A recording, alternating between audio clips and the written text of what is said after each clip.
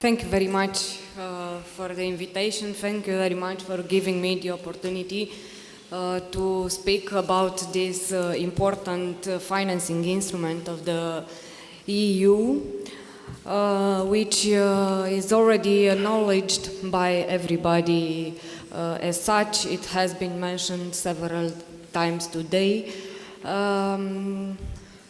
We are at an important crossroads of two Black Sea Basin programs, cooperation programs.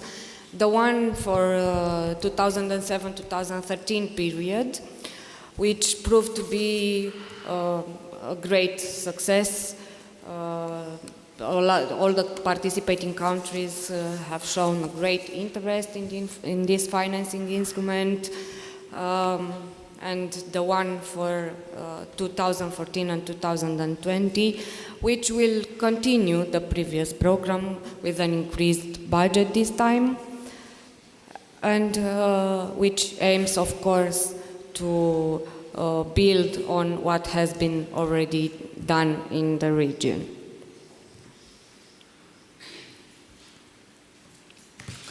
The overall strategic objective for the programs financed under the European Neighbourhood Instrument have been set at the EU level, but the specific objectives of the Black Sea Basin program have been developed by the participating countries themselves, following socio-economic analysis, and also following consultations, extensive consultations with the stakeholders, and mapping of the projects financed under the 2007-2013 program, and also a survey of the future needs. The outcome of all these actions carried out was that there is a need of the new Black Sea Basin Cooperation Program to concentrate on a limited number of priorities, mostly those where it was revealed the most interesting potential for cooperation in the area. Today, I will refer only to one specific objective of the Black Sea Basin program, although two specific objectives have been set at the level of this program. But I will refer only to the one dealing with the promotion of business and entrepreneurship in the Black Sea Basin, since not because the other one, which deals with the protection of environment, is less important, because obviously it's not, but because this is the objective under which the blue growth and maritime and marine partnerships can be better addressed. In order to achieve its objectives, the Black Sea Basin Cooperation Program will award grant to projects, to cross-border cooperation projects, which will be selected following calls for proposals, and which will address under the first specific objectives dealing with promotion of business and entrepreneurship, will support activities related to the promotion of diversification and integration of coastal and inland tourism, to the exchange of best practices and the development of tourism strategies, to the promotion of historical heritage, and also the improvement of tourism services and enhance of the skills of the persons working in these sectors. Under the second priority, in the same specific objectives, which will deal with the cross-border trade opportunities and modernization in the agricultural field and also connected sectors, here including also fisheries and aquaculture,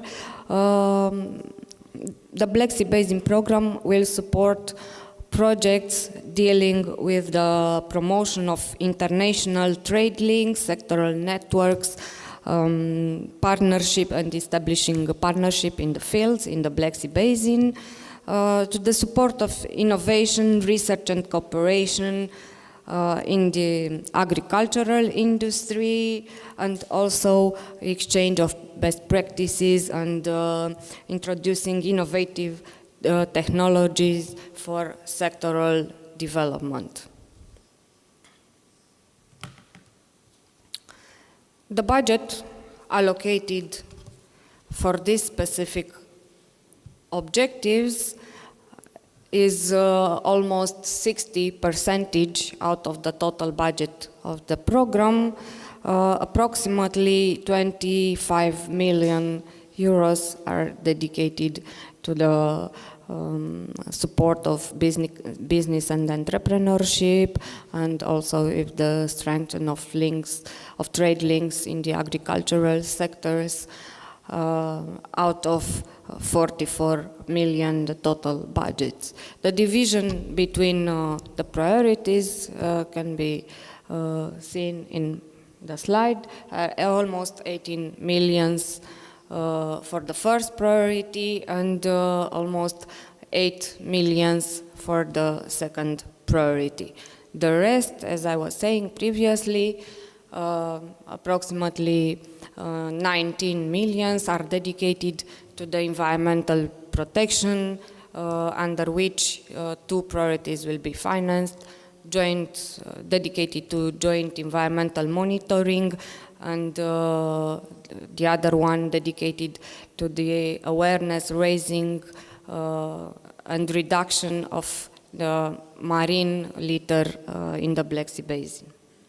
Speaking about the potential applicants, priority will be given to local and regional administration, and also to civil society organizations, which are effectively established and